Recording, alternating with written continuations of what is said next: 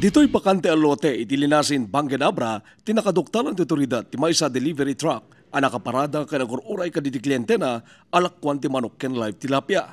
Kung na ti market administrator, imura nga da iti ng report iti daytoy kadawada, iso adagos da nagtignay. Dangamin nagiging concern nga aglalako ti kendaan.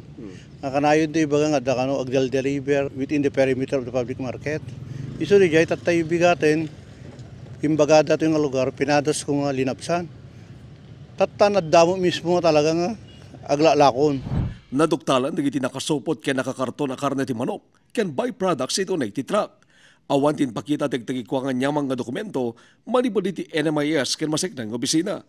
Namo na naggapo di Santa Cruz Ilocosur ken ilako da kumadag di kargada kadidi kliyente da nakatransact da online dito'y abra.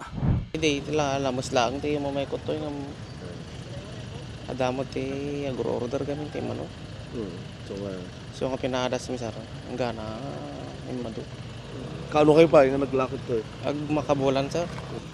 Ako pinadas ti nag-online ti ko dito. Dadawet ko. Adamot ti nag-order kami so in-deliver mi mag mga ano may basta gidarap kalatan nga wow. Adamo gayam ti pagiparan nga talaga ti lamos nga.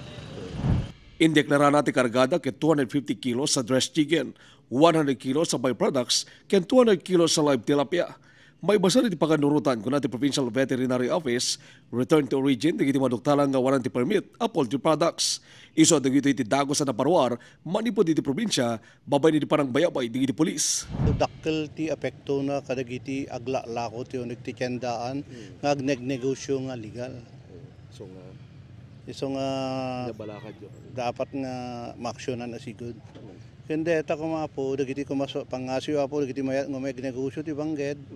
No anyom mo ti paglintigan ti bangged, agdamag kayo di munisipyo, ano ti opisina mi ti public market.